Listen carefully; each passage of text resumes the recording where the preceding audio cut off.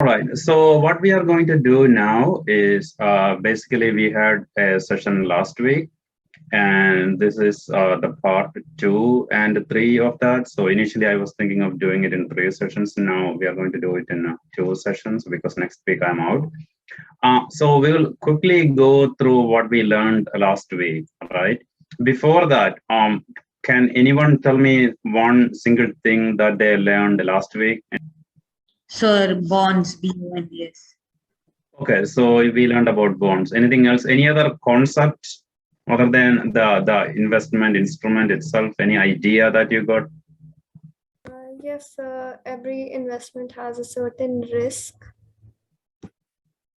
Okay, I think that is the key message that we want to get from this course. Every investment has a certain return and a certain risk. And when you invest in anything, you have to look into both aspects, not just return. And we will just quickly go through last session, and then we will start today's session.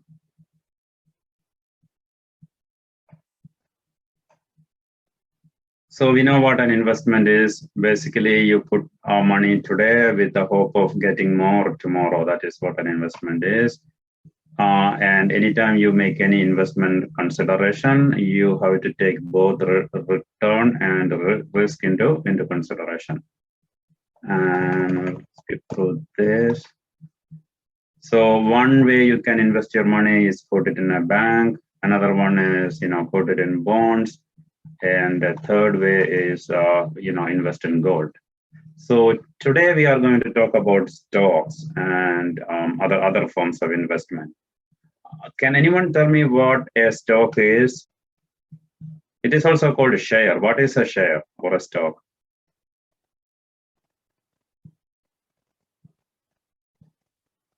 Nobody? So Sir, ownership of an item or something like property. Right. Correct. It is an ownership in part of the company, right? So many companies are like big, huge. No single individual can own it. So what they do is like they split the ownership into many shares, many small parts. And when you own a stock in a company, you own part of the company. And why do you want to buy stocks? Anything we want to buy, whether it is stock or bond or whatever, there is only one single thing that we try to accomplish. It is like a return. And this return from stocks, it can come from two sources. When you buy a stock, the stock price can go up, and when it goes up, you sell it for something higher than that you bought. That kind of gain is called capital gain. And then many stocks also pay dividend, which is similar to interest, meaning every year or every 6 months, usually every year you get sometimes every quarter you get some money as a dividend, but not all stocks pay a dividend. So those are the two sources of return. You may get a dividend and you may get a capital gain. So what is the risk in owning a share? Someone should be able to tell this. What is the risk when you buy a share? What can go wrong? Value of stock can be decreased. Okay, so value of stock, good answer. So how low can you go? So let us say you bought a stock for 50 rupees, right? What is the lowest it can go?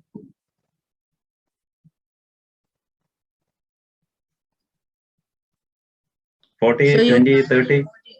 in some cases, you won't even get the return of the money. It can go almost zero. You Correct. will lose I think, the right, exactly. I don't know who said that. That is the answer. It can go all the way to zero, meaning you put money in and you will lose the entire thing. And this is why it is riskier than bank deposit or bond. Usually when you put money in bank deposit, almost all the time, you will not lose it. And same thing with the bonds also. So that sense, stocks are riskier than bonds and bank deposits. Right, so that is something we have to keep in mind. So stocks are riskier. Okay, and then let us see how we can look at various stock prices. So earlier it used to be like you don't really, it was not easy to find the price of a stock, but now you can go to the website and anyway, like finance.yahoo.com, or there are so many places where you can get the stock price. This is a little bit old. I think this is February 12 when I did the class first. So this price is now different. So what does it mean? It means, this is the American price. It means one stock of Microsoft, you can buy it at about $255. And then, there is sort of information. It shows like, okay, what is the price range for that day? What is the price range for the year? And then some other information, how much dividend it pays. And so this is sort of like the first thing that you want to look at when you want to buy a stock or want to get more information about a stock. And then the other thing I want to ask you is like, when you read newspapers, right, you see that, oh, the stock market is up today. Do you know what that means? What is a stock market?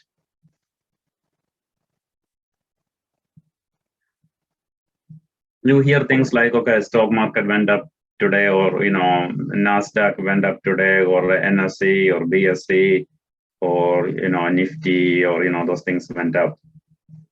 So a place of buying and selling of stocks? Correct. Those are places where you buy and sell stocks, although nowadays most of it is done through computer and everything. So there is really no like a place where these things happen. So that is what a stock exchange is. But when people say when people say the stock market went up, what exactly do they mean? So what that means is like a collection of stocks, right? So just now we saw this price of one stock, right? So stock market is nothing but a collection of stocks. So for example, in America, the most popular stock index is S&P 500. It is you can think of it as an average price of 500 stocks, but actually it is not like a simple average, it is a weighted average. And same thing for Nifty 50 or BSE Sensex. So what happens there is like, instead of one single stock price, you take like, say, for example, BSE Sensex, you average the price of 30 stocks. These are like the most popular stocks or most heavily traded stocks or the big company stocks. You average the price of those 30 stocks. And if that average goes up, you collectively say that, okay, the stock market has gone up. If it goes down, you say stock market has gone down. So instead of relying one single stock, a stock index, or generally people call a stock market, is an average of many different stocks. So here is a graph of a stock index. This is BSE Sensex. Again, this is old data. Now I think it is about 60,000 or somewhere in that range. You will see the graph here for 1 year and how it went up and down and everything. So if you are interested in this, I mean, you could actually, you don't have to trade now, but you can, pay attention to what various stock prices are. All you need is a computer with an internet connection. So you can find out where the stocks are going, whether they are going up or whether they are going down, or whether any particular stock is doing well, or things like that.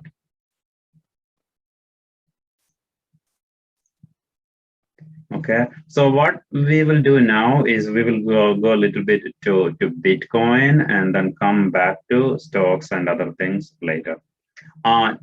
Does anyone know what a Bitcoin is? I mean, I'm saying Bitcoin, but it can be any kind of cryptocurrency. What is it? I mean, if somebody asks you like, what is a Bitcoin, and you have to answer in 1 or 2 sentences, what would you say? Digital currency. Correct. It is a digital currency. So in that sense, it is a currency like, dollar or rupee or any other currency. It is a currency. It is not an ownership or it is anything like that. Basically, it is a currency. And how is Bitcoin different from rupee or dollar? The rupees and dollars are liquid cash, while Bitcoin is a cryptocurrency. Yeah, but that is just saying the same thing, right? But what is it fundamentally? What is the difference, or not fundamentally? What is one of the differences?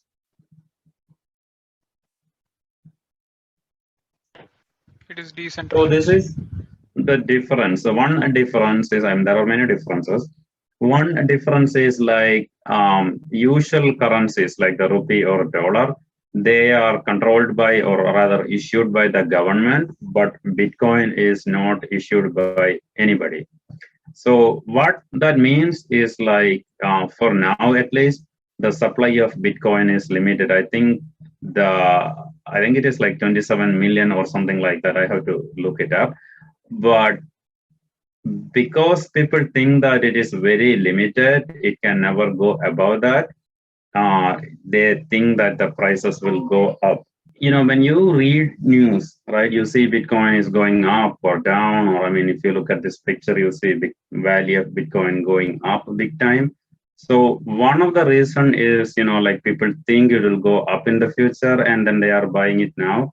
But why would people think that it would go up? Because they think the total number of Bitcoins is limited and it will be heavily used in future transactions. So there is more and more demand for Bitcoin, and once there is more demand and limited supply, the price will go up. So that is why the price of Bitcoin is going up now. So I think at this point, I remember many people in our first survey, the opinion poll said that they want to buy Bitcoin. So what could go wrong if you buy Bitcoin today? It's very volatile, so the price may go down. All right. Why is it volatile? Let us look at the next level. Very good answer. But why, what is one of the reasons it could be volatile?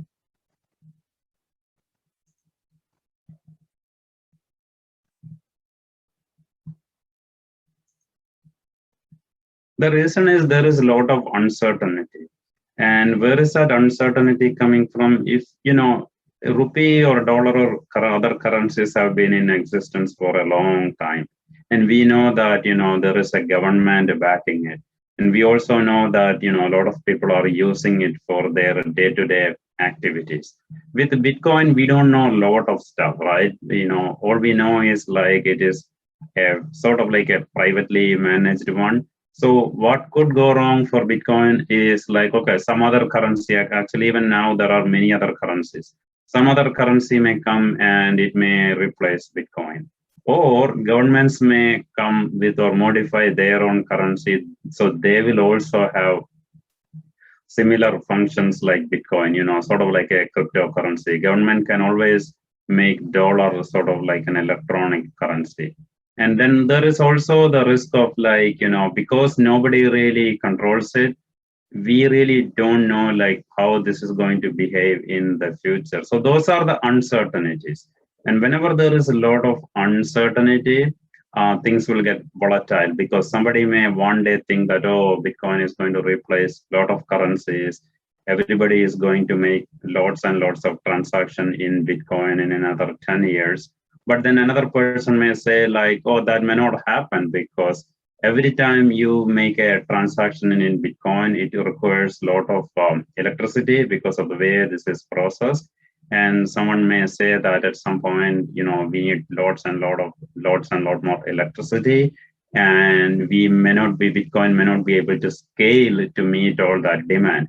So what that means is like we don't know a lot of things about how Bitcoin will behave in the future. And this is a theme with any investment. Whenever we don't know about the future, whenever we are uncertain, people will have many different opinions. Some people will think that, okay, this is going to do really well. Some people will think this is going to do really bad. And then in the market, when the opinion changes from one side to another, the prices of those assets, whether it is Bitcoin or stock or anything, they will change drastically, right? That is what volatility means. So if any one of you are thinking of investing in Bitcoin or cryptocurrency, just remember this, that we don't know a lot of stuff about it. We don't know how this is all going to play out in 10 years. So there is a risk that there is a chance that you will make a lot of money, but then there is a chance that you will lose a lot of your money too. So just remember that aspect of cryptocurrency or Bitcoin. Okay. All right. So that is what Bitcoin is. Now we are going to touch upon what is called inflation, right? Did anyone hear that word before? Inflation?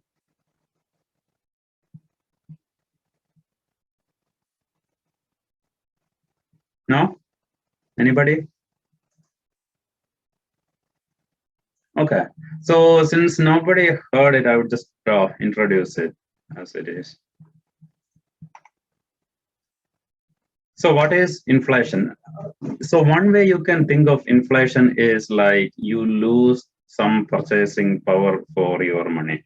So what that means is like, you know, if you ask your parents, you know, like, hey, how much was, you know, something like a rice or a fish or some other item like a shoe or whatever 20 years ago or 30 years ago, and then they would say some number, right? And you compare that number with the how much it will cost today for the same thing. And almost always, you will see that what your parents bought for some 100 rupees 20 years ago, you won't get that thing for 100 rupees today. And maybe you have to pay 200 rupees, maybe it is 500 rupees. So that increase in price is what is called inflation. And in other words, you know, what your parents could have bought for 100 rupees, now you may have to pay 200 rupees. So what that means is like the money has lost some purchasing power. So this is like really, really important, right? Why is it important? Because someone says like, okay, we'll come to that later. Why is it important? Because when you are comparing two different things, you want to compare the actual values, right? So what that means is like, if something cost 100 rupees today, and that if something costs, okay, you have 100 rupees today, and if that 100 rupees does not have the same purchasing power as 100 rupee 10 years ago, then they are not really equal. This is something that you have to really keep in mind, right? So a 100 rupee of today is not, in terms of purchasing power, is not equal to a 100 rupee of 10 years ago. So whenever we compare returns, you really have to compare the real return. So what that means, let us say you put money in some investment, right? Any investment, and it gives you like a 3% return, right? So what that means is like, you know, you put 100 rupees and then you got 3 rupees. So after 1 year, how much money you have? Anybody? I just want to make sure you guys are paying attention. You put 100 rupees, and then somebody gave you 3, the bank or whatever gave you a 3% return. So how much money you have now? 106. 100, did you say 103? 6. Okay, so 103. Now this is a question, right? So let us say the inflation is 4%, right? So you put 100 rupees 1 year ago, you have now 103 rupees now, but the inflation is 4%. But first of all, what does that mean when there is a 4% inflation? What that means is like something that cost you 100 rupees 1 year ago, it will cost you 104 rupees today, right? So in this sense, did you really make money in terms of what? In terms of your purchasing power? No. No. So why is it no?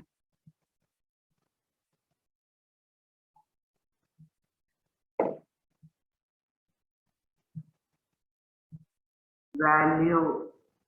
So we can buy it in same price.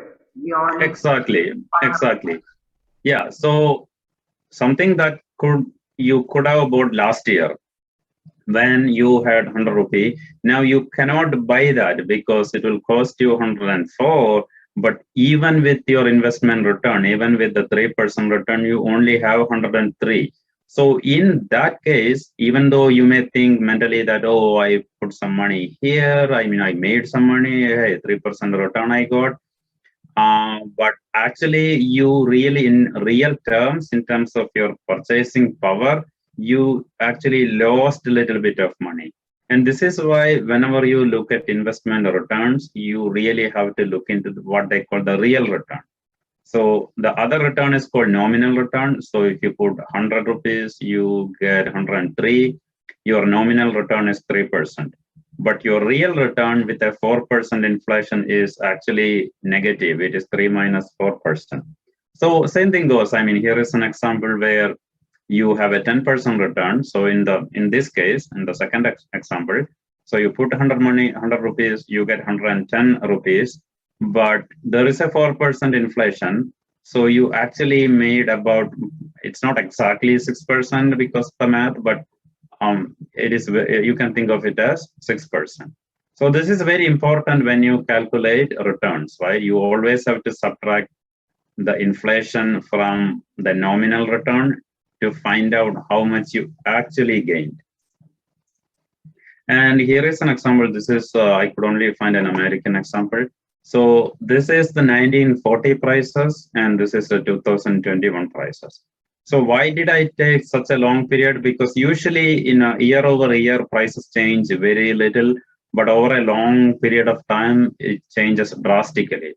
So for example, here we have medium Coca-Cola is here somewhere, or, oh yeah, thirst quenching Coke. I mean, they called it something different back then. So in 1940, it was only 10 cents, and today it is $1.50. So 15 times. So what you could buy for 10 cents in 1940, now you need $1.50. So 15 times. So if you, I mean, nobody really eat, French fry and Coke, but let's say there is an imaginary person who only eat that, right? Only eat French fries and only drink Coca-Cola, right? So, and what is the increase in price for French fries? It is, if you look here, it was 10 cents and now it is 350. So about 35 times. So someone with some income, if he wants to eat the same thing, then he should have like 15 to 30 times income today. So that is the whole idea. You see how your purchasing power has gone down. So, I mean, if you just look at French fries, right? If you look French fries here, so, and if you have $3.50 in 1940, you could have bought 35 French fries. But today you can only buy one. So that has always have to be taken into consideration when you actually look for, hey, how much I gained from my investment. Now, another concept I want everybody to take away from this class, again, one concept we already did discuss, investments have return and risk, and you have to take the risk into consideration. Another very powerful but very simple concept is the power of compounding. And this is very, very important for young people like you. And what is the power of compounding? So let us say you have 1 rupee, right? Just 1 rupee. I'll make it very simple. I mean, nobody just invest 1 rupee. And it returns 7% per year, right? So my question is, like, again, you don't have to do the math. I want at least some people to give some answer, right? Guess what? How much money you will have like after 10 years? I think Kritikesh is saying something, but he is, yeah, you can all unmute now.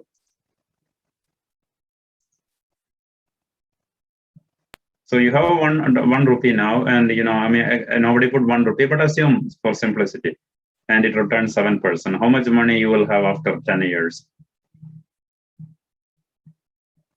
No, sir, I got 1 year, but after that we want to look. First year 1.7 rupee, next year 7% of 1.7 rupee, Okay, so it is actually 1.07, right? I think that is what you meant, because 7%. Yes.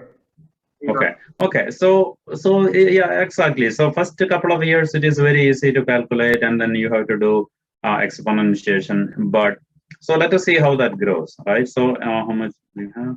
So this is the picture. So let's only look at the first part now, what is called one-time investment. So if it is, again, there are many rates, we are only going to look at the 7% rate. So after 10 years, so here is it after year. So after 10 years, you will have $2. So what does that mean? It means like every 10 years, your money doubles. After almost double, right? 1.97 is very close to 2. And after 20 years, you will have 4 times. And after 30 years, you will have like pretty close to 8. And if the interest rate or the return rate goes to 10%, after 30 years, you will have 17 rupees and 45 cents. So what does it mean? It means that if you just put 1 rupee today and it grows at 7%, right? And you don't do anything. Like after 30 years, you will have like 8 times, pretty close to 8 times the money. And people usually are surprised when they see these numbers. And it gets even more interesting because when you graduate or when you start your work, you will have some income. And every month or every year, it's not like you put one, it's not like you make a one-time investment. So what generally people should do is like every month when they get their paycheck, they put some money. So now let us say someone invests 1 rupee every year, right? Not just, so in this thing, the first one is a one-time investment. And now let us say we are doing it every year. And what happens after 30 years, if you do it every year, you take some money from your paycheck and you put it in, some stocks or some good investment that gives you 7%, you will have like 100 times of what you invested every month, every year. So what that means is like if you put 1,000 rupees, if you invest 1,000 rupees every month, for 30 years, right? It is a small amount. You will have like 100,000, which is like 1 lakh. And this is what the power of compounding is. And usually people don't really, understand this idea, like, small money, when they compound it over a long period of time, it will give you like your return will be like very, very high. So this is the other thing that I want you to remember from the class. Okay, so we learned 2 things now, right? One is the inflation, which is, over a long period of time, the actual purchasing power of money goes down. And then the other interesting idea is like if you invest money regularly over a long period of time, it will really go up. So this is what actually gives you a very good return. So on the one side, your investments, over a long period of time will make you a lot of money. And on the other side, some part of that money or purchasing power will be eaten away by inflation. So whatever that remains. So on one side, your money is going up and up and up. And on the other side, the value of money is going down. But whatever remains is what you actually make in a long period of time by investing in any kind of investment. Okay, with this idea, now we will come back to stocks again and we will go a little bit more deeper into stock investments. But I want to ask whether anyone has any questions at this point on any of the topic that we discussed, inflation or power of compounding or anything like that. So Anybody? what type of investments is compounding applicable to? So compounding is actually independent of any investment, right? So, I mean, if you put money in the bank, right, you get 7%, and then you can actually, let us say you get 7%, and I'm always saying 7% for simplicity. So you can always put that 7% back in the bank, and then that will give you a return on your original investment plus 7%, right? And the same thing goes with, stocks. You buy some stocks, you get some dividend, and then you can put the dividends back into investment. So basically, compounding means that whatever return that you get from an investment after 1 year, I mean, I'm saying 1 year, it can be 6 months, but whatever return that you get from that investment, you don't spend it. You just put it back in the same thing. That is the idea behind it. Got it, sir. If you, Thank you. if you take the money out and then you spend it, then you lose the power of compounding, right? Because now after 1 year, instead of 1 rupee and 7 paise or 1 coin or 107 rupees, now you only have 100 rupees left, because that 7 rupees you took it out and you brought an ice cream or something, you consumed it, right? So that is the other idea. So with the compounding thing, you really have to be like really disciplined, in the sense that you invest it and then you just let that investment grow. Don't take it out and spend on something else if you can. So any other question?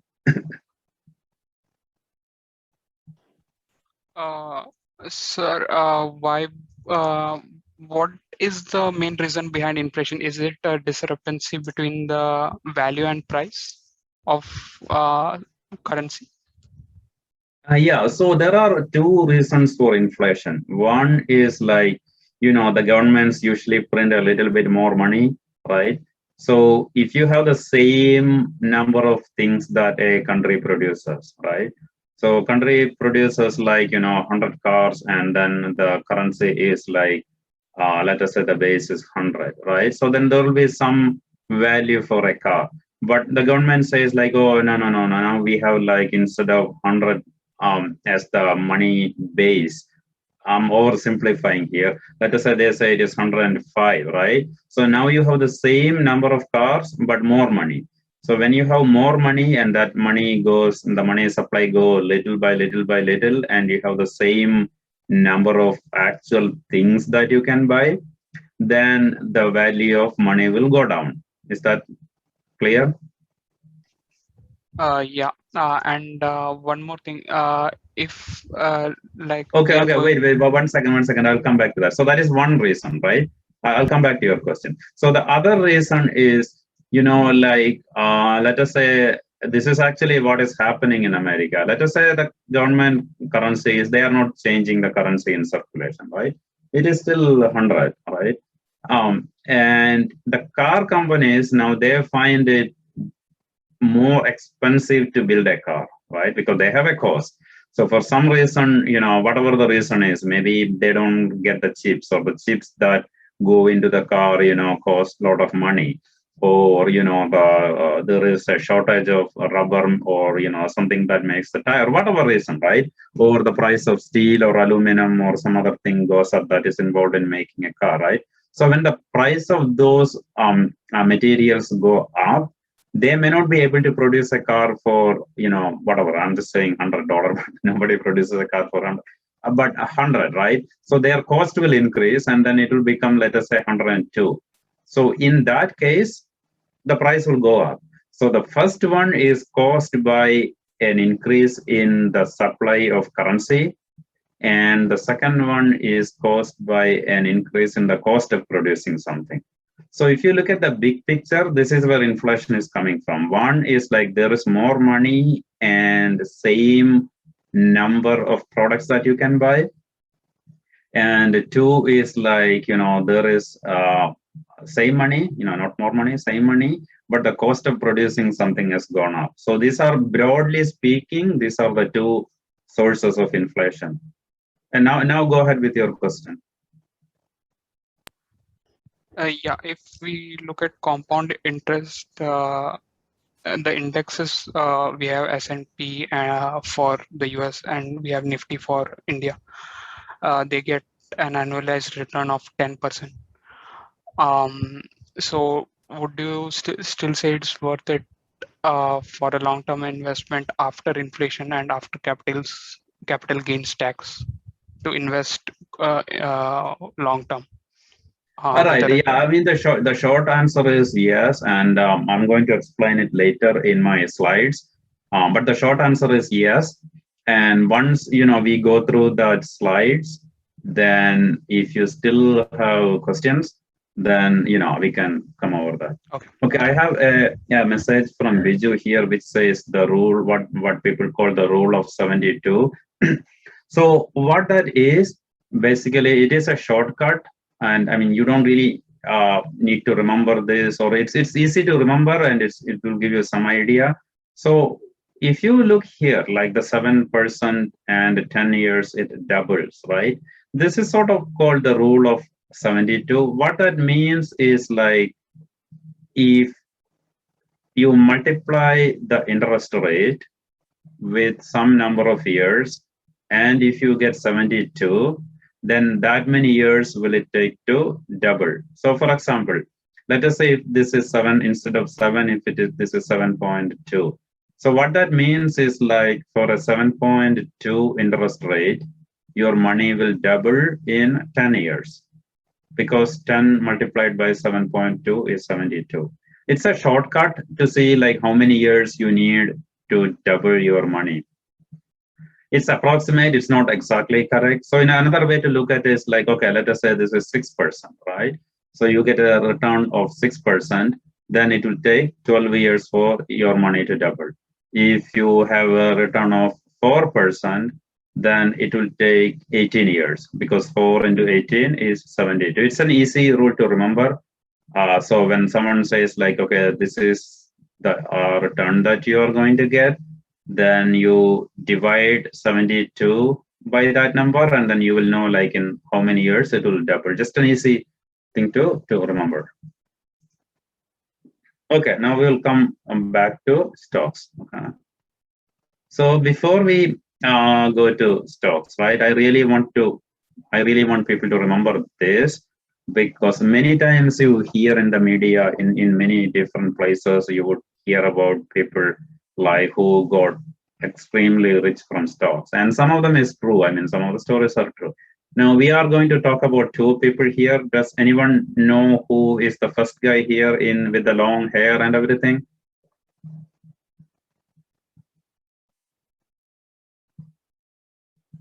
Okay, does anyone know the second person here without any hair? Bezos. Okay, so the first one is actually Isaac Newton.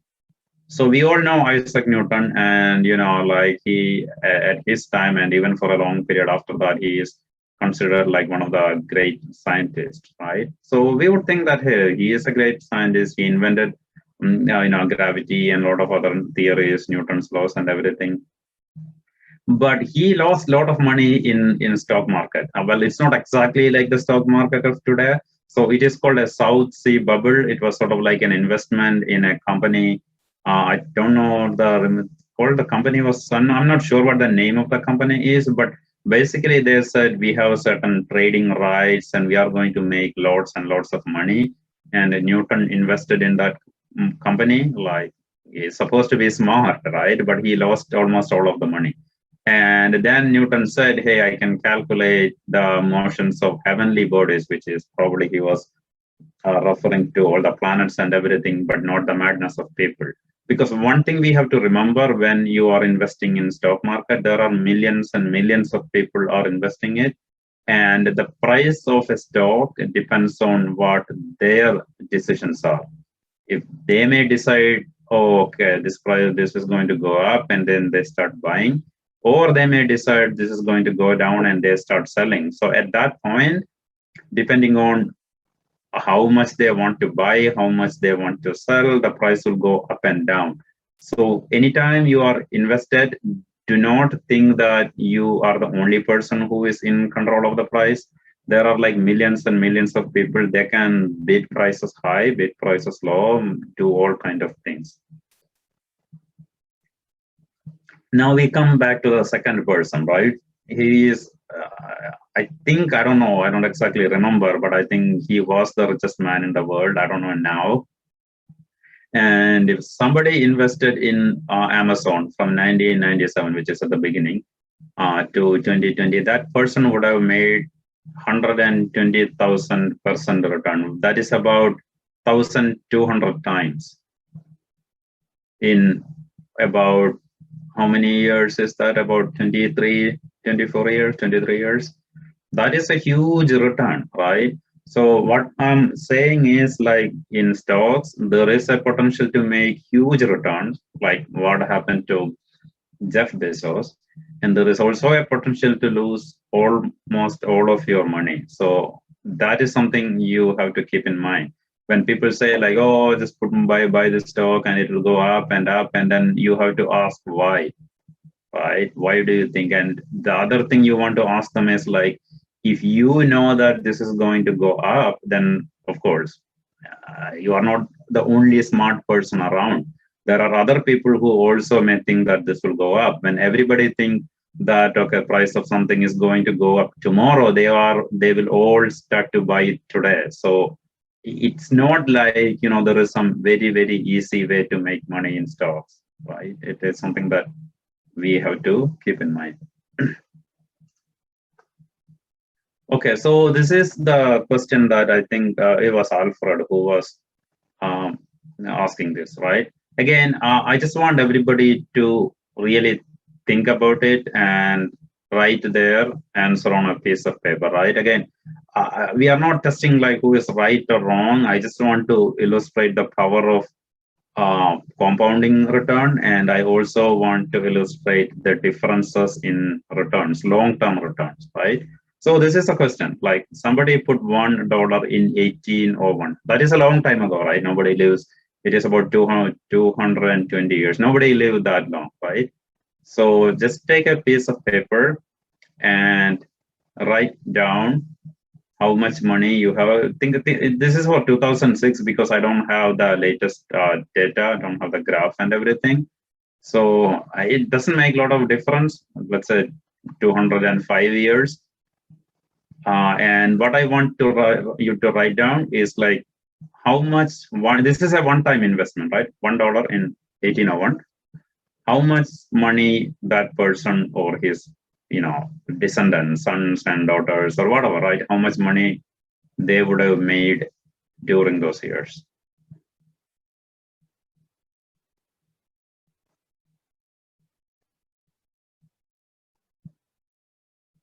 Just write some final amount.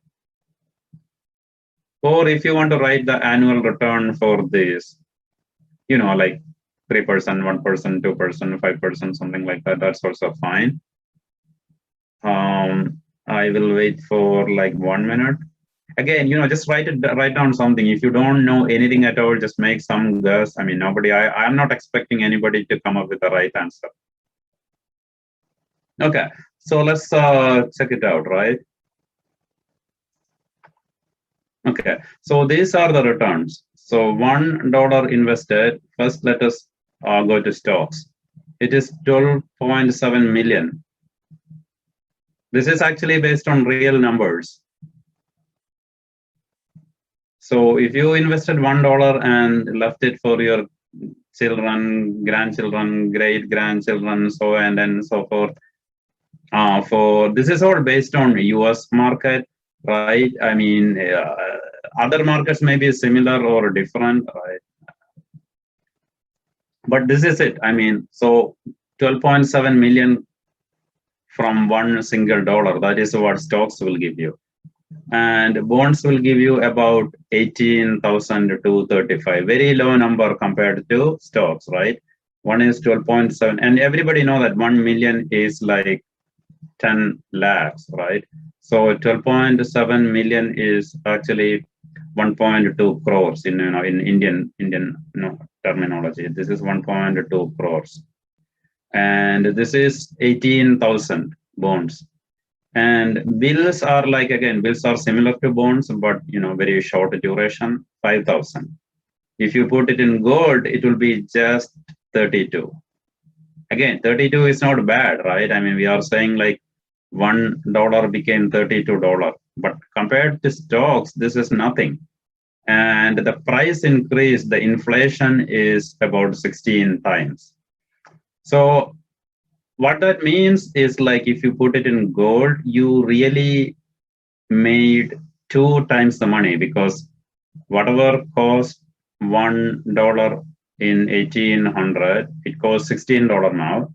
So you could buy 2 of them, because you had now $32, but it costs $16 to buy the same thing in 2000. This is 2006. So here it is like you made 2 times, but this is all nominal return. Remember, we talked about nominal return. This is before inflation. And let us see how the actual real return, which takes into consideration the inflation. But was anyone surprised by this number? Or is this something that you were expected, like, $1 became, 1.2 crores in 200 years? But I was shocked. Yeah, I was also shocked when I saw this the very first time. And this is coming from a book called Stocks for the Long Run. I think I may have some of the name of the books at the end, but if you are interested in, I can ask me at the end. And this is real data, but the problem is, like, not all countries have lots and lots of data like US, so this is based only on US data. Okay, now let us look at the real return, right? So in the earlier slide, we will look at stocks first. We saw that $1 became 12.7 million, right? But when you look at the real data, right, the real return, it didn't actually become 12.7 million. It only became sort of like 7 lakh. I mean, it is still not bad, but this is the real return, remember, right? This is in terms of purchasing power. So if you just took that $1 and kept it, like they say, kept it under your mattress, or just kept it home, and then you gave it to your children, your grandchildren, and then it will be worth only 5 cents today, because the price of dollar went down about 20 times in the other direction. So $1 you invested in stock will give you 7 lakh in real purchasing power, right? Not in nominal return.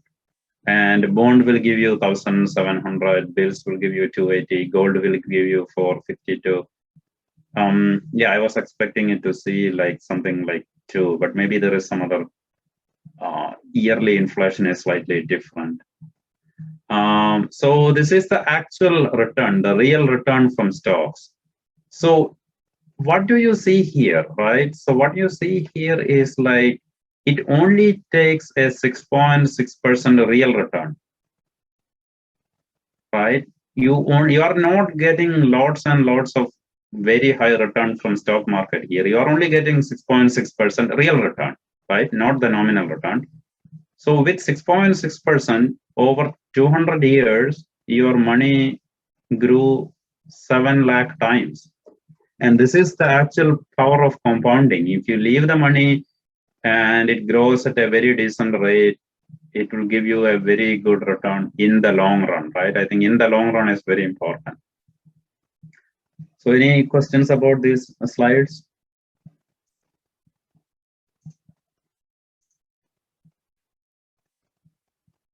Okay. And is this after taxation? No, this is there is no tax here, right? I mean, this is just based on how much it will give. Of course, you will have to pay tax because the tax rates will be different, and tax situation is different for each individual, right? So almost everybody pay taxes, so you won't have this money with you, because in almost any country, for almost any income, especially high income, you have to pay taxes. So this is before tax.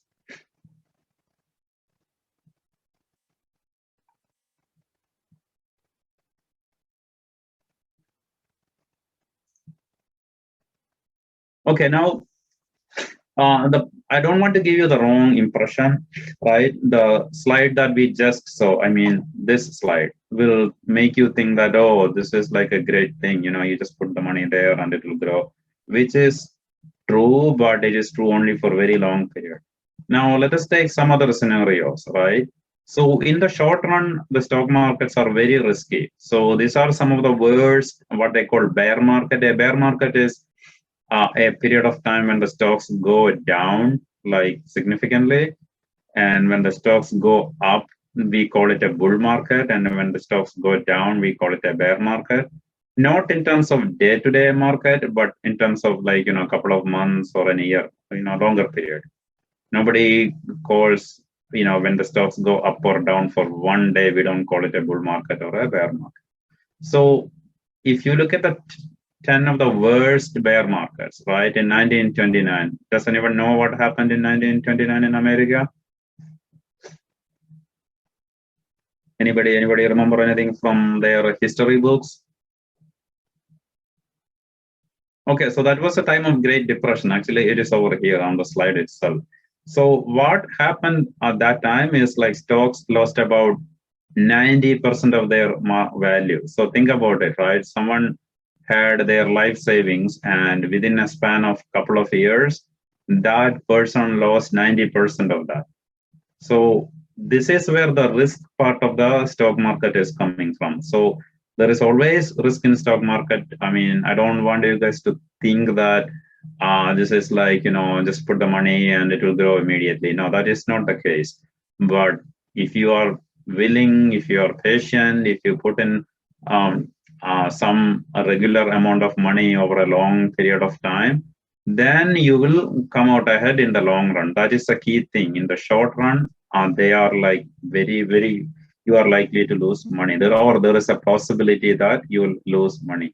And then there are other periods, like in 1973, like people lost 48%. And this 48% is in a span of a couple of years. And in 2008, I think it was like 2 years or 3 years, something like that, people lost this much money in a span of 2.5 years. But eventually it all came back, right? If you go back to this thing and look at the screen, you see all these bumps here. So 1922, this bump, this is logarithmic scale. This is when the price go down from 5,000 to something like 1,000 or something. That is what this bump is. You see these things. So in the long run, they look like a small bump, like a small decline. But if you live through that period, then it is a big change for you. It is a big loss for you. Does anyone know about Sears Tower? Anybody hear about Sears Tower?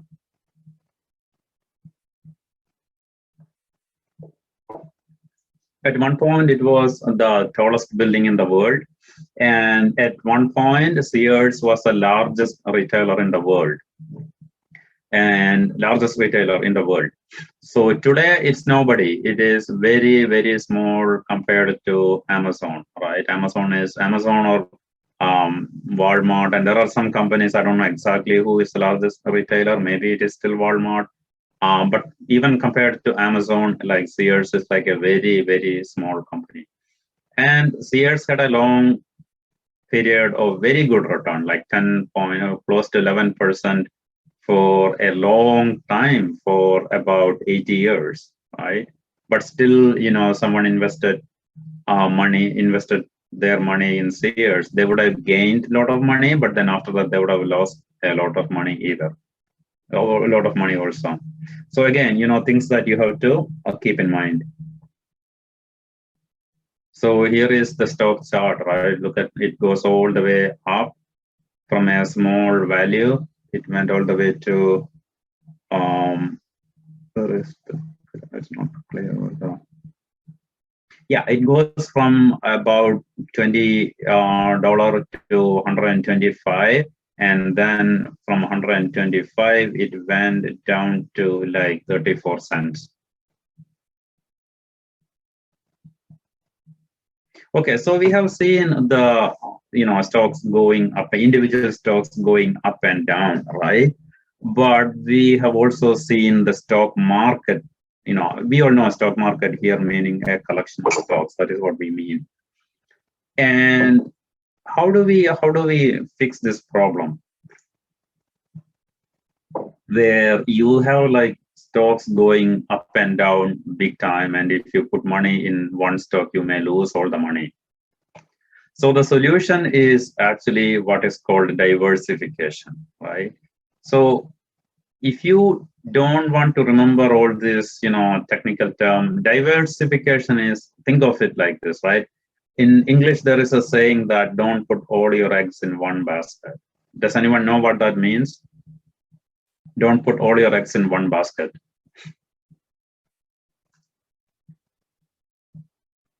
What does it mean? I mean, in common, when you hear that, what do you think? What is your takeaway from that saying? Reduction of risk. Right. So what it means is like, if all your eggs are in one basket and something happens to that basket, then you lose, all your eggs will be destroyed. I mean, you lose all of that thing. So it is the same thing with stocks, right? So now let us take two stocks, right? Only two stocks. But actually in a stock market, there are way more than two stocks. But in this case, we are only talking about two stocks, right? So the two stocks are like, one is a candy stock. Candy is like, what we call sweets, or, all these things that you see at the top part of the of the slide, right? And then there is sugarcane, right? Sugarcane is, you see some pictures of sugarcane here. So let us say you have there are only two stocks. One is a candy stock and one is a sugarcane stock. So what happens in a normal year, right? In a normal year, the candy stock goes up 25%. Normal year meaning a bullish market, right? Bullish market, generally stocks go up, and bearish market, stocks go down. So you have the candy stocks, it goes up 25% in a bullish year, and in a bearish market, it goes about 10%. It still goes down a little bit, right? Now you have a sugarcane stock, it goes 1% in a bullish market, and in a bearish market, it goes down 5%, right? So let us say you only invest in the candy stock, right? So what happens when there is a sugar crisis? So when there is a sugar crisis, what happens to the candy stock? Because assume that sugar is a big component in making candies. So what happens when sugar crisis here means, sugar production is low, right? Something happens to the sugar. So before you think about what happens to the candy stock, let us think what will happen to a company who makes candies, and the input to the candies is sugar, and the price of sugar is going up. Will their profit go up or down? So the profit will decrease. Profit will decrease because their raw material is going to cost more. So if you invest only in candies, right? So you will get about 10.5%, because this is the average of all those things. But there is a very high chance that when things go bad, you will lose a lot of money. That is where the 25% is coming from. Now you take sugarcane stock, right? So there is a sugarcane stock when there is a lot of demand for sugar, or there is a lack of supply for sugar. Their price will go up because sugar prices are going up, their profits are going to go up. So in an abnormal year, when there is a sugar crisis, you see these two values like the -25 and 35. So if you invest in candy stock in an abnormal year, you will lose 25%. If you invest in sugarcane stock in an abnormal year, you will make a lot of money. So what happens here is like there is a possibility that you will lose a lot of money if you invest in candy stock and if it is a bad year. Now there is a possibility that you will lose a lot of money in a normal bearish market and if you invest in sugarcane stock. But in a bad year, if you combine these two, right, you will make money. So that is what this whole graph shows. If you combine these things, you will make money in every kind of scenario, right? In a bullish market, you will make money, but you will make less money than you invested in candy. So if you invest only in candy stock, in a normal year, you will make 25%. But if you combine, you will only make 13%. So you can think of it as like losing a little bit of money. Now, in a bearish market, if you invest only in candy, you will make 10%, but here you will make only 2.5%. Again, you are losing a little bit of money there. But here is a difference. If you invest only in candy stock in a bad year, you will lose 25%. But if you combine it, you will gain 5%. So what is happening here? What is happening here is like when you diversify your investments, something bad happening only to one of the stocks. If that is not correlated exactly with another stock, so something bad happening to one single company, one single investment, it could wipe out a lot of your money. But if you put little bit of money in everything, it's not possible that all of them will go down in the same rate at the same time. So that is the whole idea, right? You are combining two things. So when one of them go down by a huge amount, the other may not go down that much. Maybe it will go up a little bit. So you will avoid these situations where if you put all your money in Sears and Sears went down, then you lost all your money.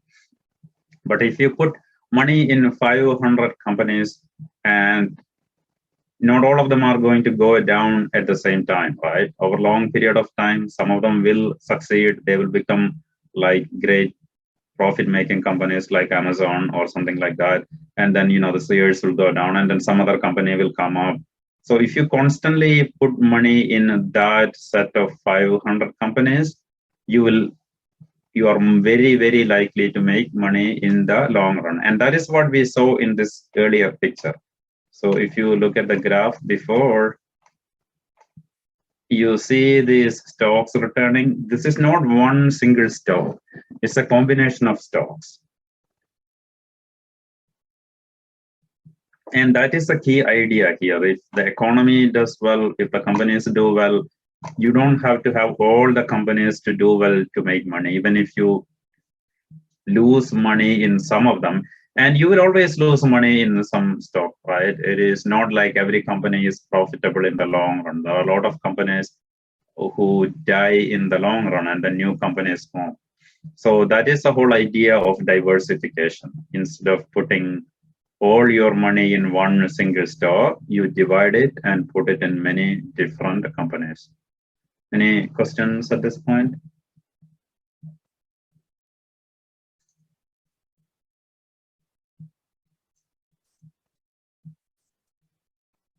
Okay. So what are some of the diversified investments, right? So now we know that, okay, diversification is a good idea. So how would you create a diversified investment, right? One option is like, okay, if you want to put money in, if you want to buy multiple stocks, you go and buy all of them separately by you, right? But that is a lot of work. And then if you only have like very small amount of money, now you have to divide that money into many different investments, and you have to buy 30 different stocks. But luckily there are other options. One is what is called mutual funds. What mutual funds do is, instead of putting money in one stock, the management company, they have lots and lots of customers, they have lots and lots of investors. So they buy huge amount of stocks, many different stocks, and then they give you a pool of that. So if they are buying 30 stocks and they have like millions of investors, they could buy all these stocks worth of $1 billion, and then they will say, here, this is your mutual fund share. And that investment is basically invested in 30 different companies. Or if you are in the US, you could buy a mutual fund that invests in 500 companies. So when you buy that, you get a very small slice of the 500 companies. So you are actually investing in 500 companies, right? not one company, but you will be only be buying one mutual fund share or multiple shares, but one single investment. And the same thing can happen with not just, so mutual funds can invest in stock, that is what is called equity, or they can also invest in bonds, right? There are some mutual funds are called stock mutual funds, though. So all they do is like buy 100 stocks or 500 stocks or whatever. And then debt mutual funds, they buy bonds. Again, instead of buying one single bond or one single stock, when you invest through a mutual fund, you are buying like hundreds of stocks. So that is where the diversification is coming from, right? Now we are not even talking about investing in two stocks. We are not talking about just buying a candy stock or a sugarcane stock. We are talking about buying the top 500 companies in US or the top 30 companies in India, which is called exchange traded fund. It is similar to mutual funds, but in terms of trading, it is slightly different. But conceptually, it is same as mutual funds. And there are many mutual funds who just blindly go with an indexes, right? Remember, we talked about indexes. So some mutual funds, what they do is like they do their own research and they decide like which companies to invest. They are called active investments. And then there are some mutual funds, they don't really do any of that. They just look at an index, so BSE index. Let us say just 30 companies, they'll just blindly buy stocks in those 30 companies. So the idea here is like, even though 1 or 2 or 10 companies do bad, not all of them are going to do bad in the long run. And that is a very good way of investing. If you want to invest, if you want to start invest, you don't have a lot of money and you don't want to take a lot of risk. Of course, there is some risk in investment always. You can't get rid of that. Then you buy an ETF or a mutual fund based on an index. And usually, if you think that, okay, I'm a smart guy, I can beat the indexes, most of the time, it is not true. So there are very few people, and I'm not just talking about any people. These are like investment professionals, people who make their living by investing. Very few of them beat the indexes. I mean, the index here is like S&P 500 or, like the various other indexes across various countries. Very few of them beat them in the long run. So that is what I want to talk about investments. And I think if anybody has any questions, we will discuss that, and then we'll go through some other things like insurance and things like that.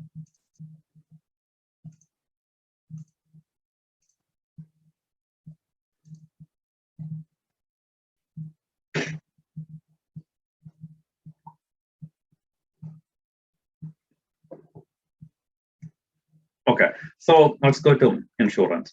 So far we have talked about investments, right? Again, what is investment? We put money today with the expectation that it will give you a positive return tomorrow. Now, what is insurance, right? Before we go there, I just want somebody to say what they understand when they hear insurance. What are we doing actually when we buy any kind of insurance policy?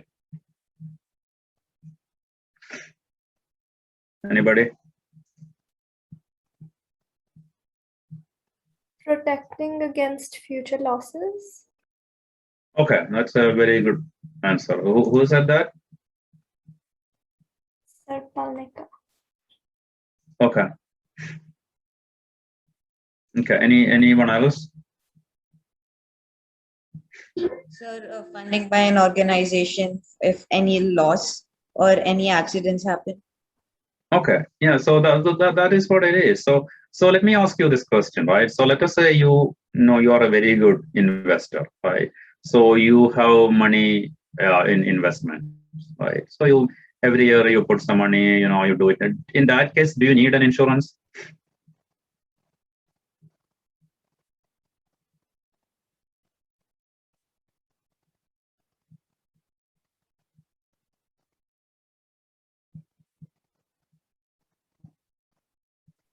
You are following all the rules. You are investing, you're not wasting your money and you are investing in stocks. It is well diversified and everything.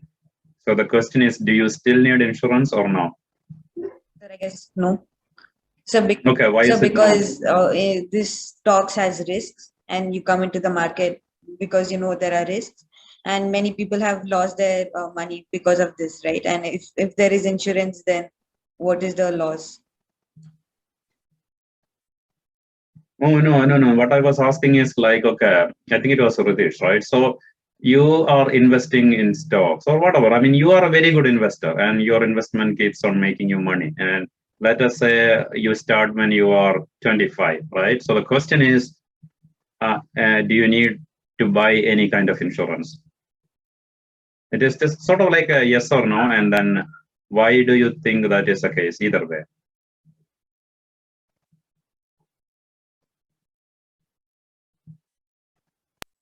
Yes, I think it ensures security your money. Okay, so I think the answer is yes, because there are things that even if you invest well, there are problems that you cannot solve. Say, for example, let us say somebody is the primary earner in a family, right? And he is investing, and let us say that person dies, right? So your investment, if that person started investing at 25, he is now 35, or he started investing at 35, he is now 45. So he has a lot of money, but that may not be enough for his surviving family to live on. So that is why we need a life insurance, because investments will make money in the long run, but it may not be able to give you whatever you require in the short run, right? Or the cost of something bad happening. What if something happens to your house, right? Your house is destroyed, right? Then you will lose a huge amount of money. Right now, you have to rebuild the house. So insurance is a way where you pay a small amount. So you don't really pay a huge amount. You pay a small amount for some sort of an insurance for something that is not likely to happen. It's not like people's house get burned very frequently. No. And it is also not like, a lot of people die. I mean, the probability of you dying in a given year is actually very low, unless you are like really old, right? Young people, they don't die that often. So what insurance does is like, it gives you some sort of a payment, some sort of a payout when something bad happens. And you need that because when something bad happens, the cost on your life is very high, right? So like someone said, when you are buying insurance, you are buying a protection. You are buying a protection against a really, really bad event, but it's not free. You will have to pay a small amount, and that is called premium. So if you have life insurance, you pay some small amount every year, and then at the end of the year, if you are still alive, like most people, then you lost that premium. So people think of it as like, oh, I don't need insurance, I'm not going to die, it is a waste of money. But the problem is like when something like really bad happens, then the cost of that is like really high. So that is the whole idea. Basically, you pay a small amount for something whose probability is very low, but if that happens, the cost is like really high. So how does it work? How does the company who give you insurance, how does this all work? So what happens is like when something bad happens, the insurance company has to pay a lot of money, right? So where is their money coming from? Your premium is actually a small amount, right? So if your premium for your home insurance may be like, 1,000 rupees or 10,000 rupees, whereas your house value will be in lakhs, or like, if you have a really expensive home, it will be crore, right? So how does this whole thing work? What happens here is like the insurance company get premium from lots and lots of people, right? And it's very unlikely that all their houses will get burned or destroyed. So only a few houses will be destroyed for whatever reason. So the insurance company takes more amount from lots of people, then that becomes a large amount. And then they make large payments to a small number of people. And they use, statistical models to figure out, to determine, like, what is the probability of a house being destroyed? What is the probability of a given person die in a given year? So, and then based on that model, they, increase or decrease your premium. So just to make sure that you understand this, I have a question. So let us say there are two people. One is a 25-year-old and the other one is a 65-year-old person, right? And these two people, they want to take a life insurance. And the life insurance pay them the same amount, whatever amount it is, if they die in the next 10 years. So who will have to pay more, the younger person or the older person? Younger person. The younger person. Oh, why is it the younger The older person? person. The older Okay. person. Okay. Somebody said younger person. So I want to ask them, why do you think it is a younger person? So the sir, I have a doubt. Yeah. The older person and the younger person, both of them will die at the same time, like after 10 years. In this question. No. The policy is like this, right? The policy is only valid for the next 10 years, right? So they will pay you something, whatever money, if you die in the next 10 years, right? But they will collect some same amount of money they will pay. Let us say it is 10 lakh, right? So the policy rules are exactly the same. So the question is like, who will have to pay a higher premium?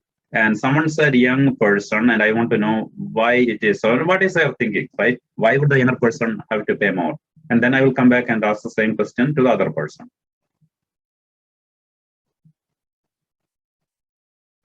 So somebody said, who said younger person? Sir, I said younger person. Okay. Why do you think it is a younger person? So the chances of the younger person dying so soon will be less. Okay, so the chance, okay. So the insurance company might charge him more because the pay, no. Shouldn't it be the other way, right? So the probability. Yeah. Okay. The older person, yeah. I got confused. Yeah, so that is the answer. There goes the answer. So the person who said the older person has to pay higher is correct, because if there are like lots and lots of older people, then again, insurance company don't look at just one people, right? So if they have like lots and lot of older people in their pool, basically they can make a reasonable assumption that, okay, I have a set of like 1,000 people who are all 65 on one side, and I have a set of 1,000 people who are all 25 on the other pool. So the older people, it is very likely that more number of people from this group will die in the next 10 years. That next 10 years part is very important, right? We are not talking about their entire life, right? Eventually everybody will die at some point, but this insurance is only valid for the next 10 years. So there will be a lot of people dying from this group of 65-year-old people, than in the group of 25-year-old people. So if they have to pay the same amount, then their payout will be much higher for the 65-year-old group. So what they will do is like they have their statistical models, and then they will collect more premium from this group. So eventually what happens is like if their models are correct, they will, whatever amount they collect in premium, they will pay almost the same amount in the payout. So where does their profit come from? So think about it, right? You're an insurance company, you collect all the premium, that is your revenue. But what is your expense? Your expense is like now you have to have an office, you have to have people working there, you have to have the building. So that is your expense. And then your other major expenses, like you have to pay when people die, you have to pay the payout because you promised them. So your revenues are coming from the premium that you collect. And then also like the premium when you collect, you don't pay out the next day, right? So you invest in, some of them invest in stocks, some of them invest in bonds. So you get some revenue from that. So those are your revenue. And then your expenses are like, your maintenance, your building people and everything, and then your payout. So whatever remains is your profit. So that is how they make some money. But from the perspective of someone like you or me who want to buy an insurance, the benefit that we get is like, okay, if something really, really bad happens, we get a payout that reduces our extreme risk, right? Extreme bad condition for us or our family. So that is the idea behind insurance. Now, I'm just going to finish this soon. I'm not going to talk about retirement, but basically, you are all young. You have a lot of years, working years. So one single thing, if I have to tell you, is like as soon as you get a job, you started earning. Think about your retirement. Invest some money towards your retirement. Okay, this is all like we don't have time to. Okay, so how do you make investment decision? This is sort of like I want to sum it up.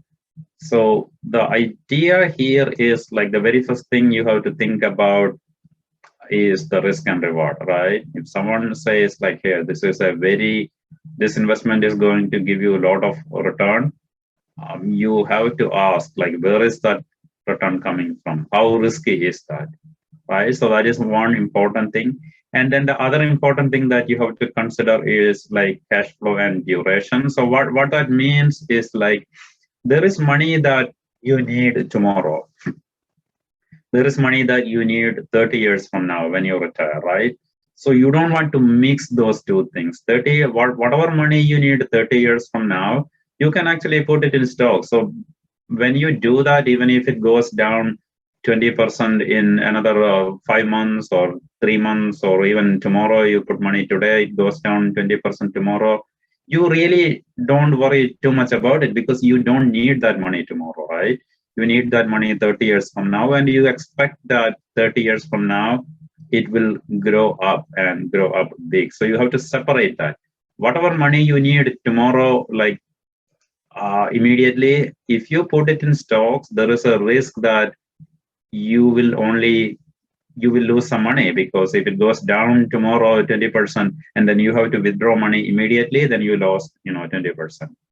And those are your personal, depends on your personal situation.